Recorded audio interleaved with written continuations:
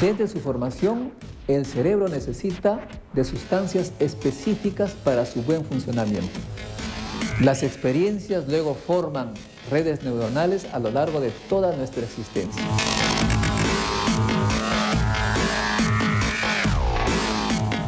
Soy Modesto Montoya y hoy en Umbrales veremos los resultados de los estudios sobre biología de nuestra mente.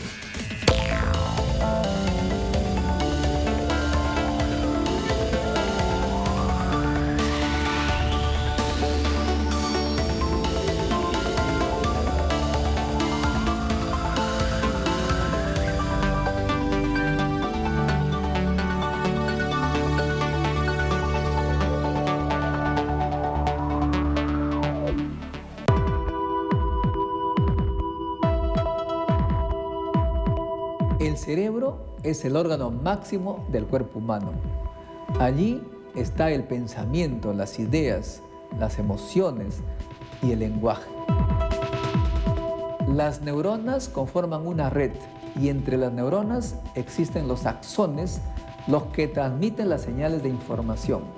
De esa manera, la memoria y todo lo que somos está almacenado en esta compleja red neuronal. Para que nuestro país también exporte conocimiento, se requiere generar cerebros. Y estos se forman desde pequeños, desde niños. Sobre este tema vamos a hablar con el doctor César Ruiz de Somocurcio, neuropedagogo.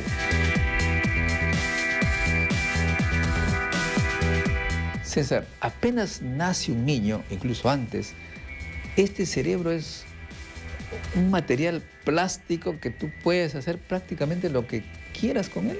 Este cerebro, del cual estamos hablando desde niño, tiene dos componentes importantes. El genético, que es el que se desarrolla la base del desarrollo, pero no determina. Y está el componente de la experiencia a la cual usted se refiere. Es decir, ese componente plástico de la plasticidad es interesante porque permite justamente incorporar experiencias de aprendizaje y modificar las conductas y los comportamientos, ¿no?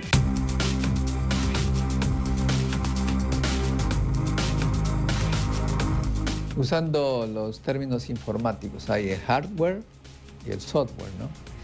Y lo que respecta al hardware, se necesita niños bien alimentados. Y en ese sentido, hemos visto que una gran cantidad de niños en los Andes pues solamente se alimentan de papa y trigo, básicamente. Chicos que vienen con una deficiencia alimenticia crónica, que tenemos nosotros, por ejemplo, en el caso de Apurímac, por encima del 30%, o Huancavelica, por encima del 30%, significa que ya van con una desventaja en habilidades cognitivas, ¿no? Y ahí van marcados para el desarrollo básico en el tema de comprensión lectora, en el tema de matemáticas. Entonces primero hay, como dice, hay que mejorar todo el tema de alimentación como plano para que tenga los ingredientes básicos para poder desarrollar las habilidades. Y en el cerebro hay pues señales bioquímicas, digamos, eléctricas, aparentemente elementos que suelen unirse al hueso, como el calcio, son esenciales para que haya esta transmisión de señales. Así es. De hecho, el calcio no solamente es importante en los huesos, forma parte de un elemento importante en toda la permeabilidad de membranas, con la transmisión del impulso nervioso, en la recuperación de neurotransmisores. Tiene que ver, son elementos básicos en todo lo que son señales neuroquímicas. Por lo tanto, si faltan aminoácidos, si faltan proteínas, va a haber alguna eficiencia en el desarrollo, de todas maneras, de las conexiones. Y al fallar las conexiones, obviamente va a fallar toda la parte de las redes de información y manejo cognitivo básico.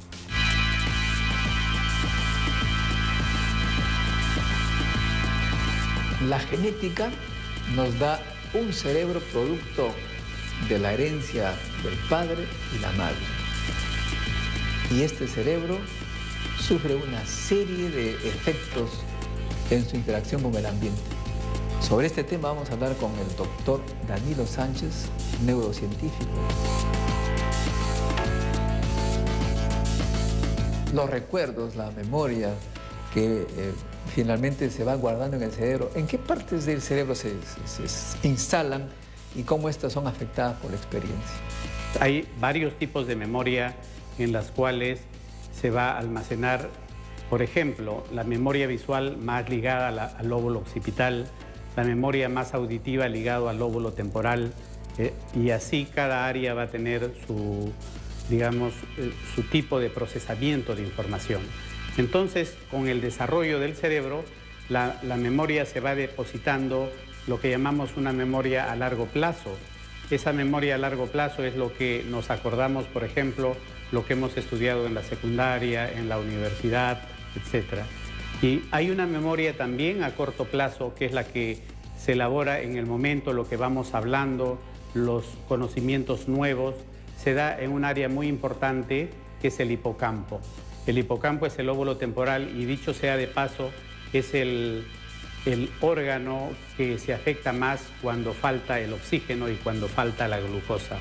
Entonces, si tenemos personas que han tenido una deprivación del oxígeno, un problema de hipoxia al nacer, por ejemplo, estas áreas pueden estar comprometidas.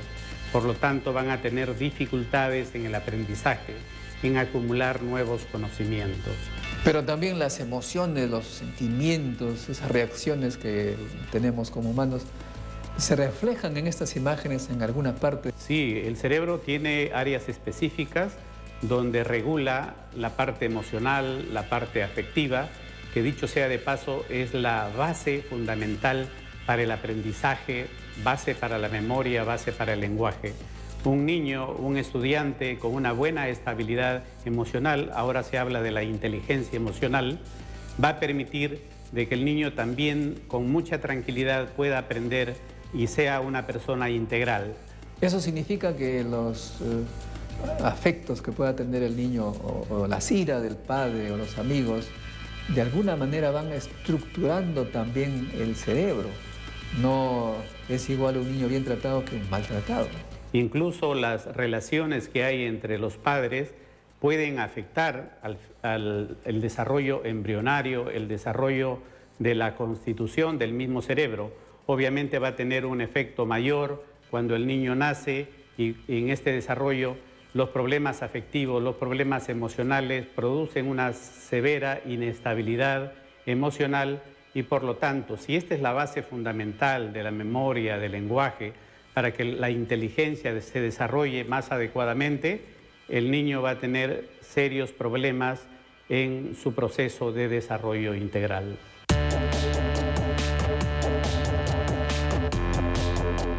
Para lograr un cerebro excelente se requiere una nutrición adecuada antes de la concepción, durante el embarazo, la lactancia y los años que siguen. Sobre este tema vamos a conversar con la doctora Liliana Vargas, profesora de toxicología de la Universidad de Barcelona. Liliana, tú has tenido un niño muy hermoso. ¿Cómo has puesto en práctica tus conocimientos antes de la concepción? Es importante una alimentación adecuada, especialmente de los nutrientes básicos que forman parte del desarrollo del feto, especialmente de los ácidos omega 3, ácidos grasos poliinsaturados, y de la vitamina B12 que participan en la formación de la espina dorsal.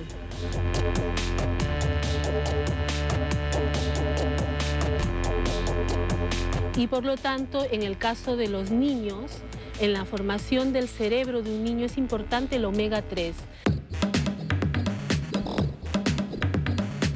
Estos alimentos se encuentran especialmente en el pescado, en los pescados azules, directamente el ácido EPA y el ácido DHA. Pero también está el que origina estos dos por metabolismo en el organismo a partir del ácido linolénico. Se encuentra en algunos vegetales, como por ejemplo en nuestro país, en el sacha inchi, el aceite de sacha inchi.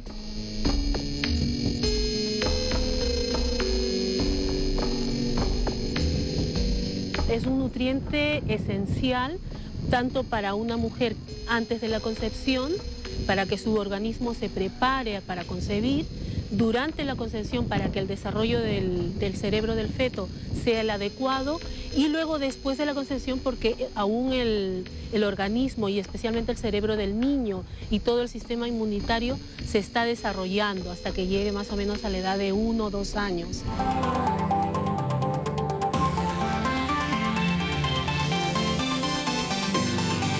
Para el cerebro, la formación y el proceso de desarrollo, todas las etapas son críticas, incluso desde la gestación.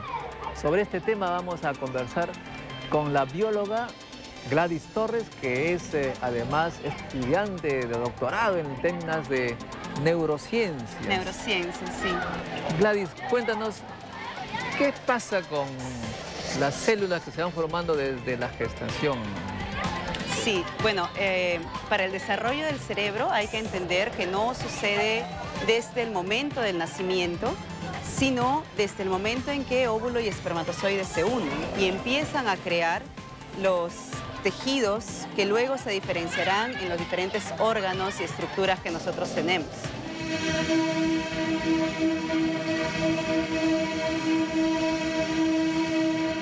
Actualmente, por ejemplo, hay mucho de estimulación temprana, ¿sí? Y se cree que desde el momento del nacimiento del bebé hay que estimular el cerebro para tener muchachos más inteligentes, más perceptivos, pero esto no sucede sino desde el día 6 o 7 de la fecundación. O sea, el espermatozoide y el óvulo se unen y ya desde ese momento, 6 días después, empieza a formarse lo que serán después los tejidos nerviosos, propiamente hablando el cerebro y la médula espinal.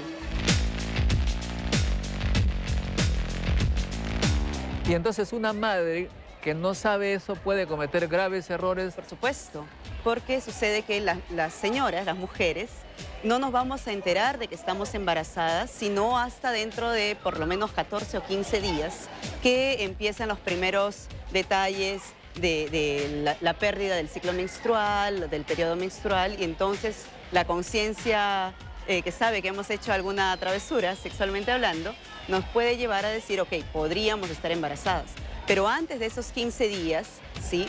Una mujer podría seguir teniendo una vida normal, es decir, sigue tomando alcohol, sigue fumando cigarrillos, legales o no legales, sigue parada al costado de un tubo de escape de un micro que tiene grandes contenidos de combustión, y estas cosas van a influenciar en la determinación de estos tejidos especiales. Que además son muy delicados, están unas cuantas células. Son unas cuantas células que están empezando a diferenciarse y a migrar hacia regiones específicas del embrión para ser o cerebro o médula espinal.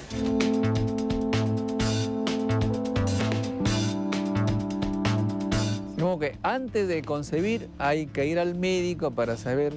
Es recomendable. Si está en forma. Exacto. Y si es que hay un problema por el estrés, por una mala alimentación o porque la madre tiene un estilo de vida fumadora, por ejemplo, ¿no? O toma alcohol, por lo tanto todos sus nutrientes disminuyen, entonces se le recomienda suplementos nutricionales para que pueda compensar esta deficiencia y su organismo se encuentre preparado y apto para la concepción. ¿Qué debe hacer una mujer para tener un hijo potencialmente bien en el cerebro? No solamente potencialmente bien, sino completamente sano. Toda mujer debe de programar su embarazo. Un embarazo, un hijo, es un plan estratégico propiamente dicho, ¿sí? Es así de que, por ejemplo, 6 meses antes de empezar a intentar quedar embarazada, debe de consumir ácido fólico. El ácido fólico es un nutriente que ya se ha evidenciado previene malformaciones en el tubo neural, como por ejemplo la espina bífida, que un niño puede nacer con el tubo neural sin haberse cerrado en la parte caudal y presentar una malformación muy grande, además de todas las consecuencias que esto puede traer. O otra cosa podría ser la anencefalia, ¿sí? Bebés que nacen con el cerebro, sin parte de la estructura formada. ¿Sí? Entonces, ácido fólico 6 meses antes de empezar a intentar quedar embarazada.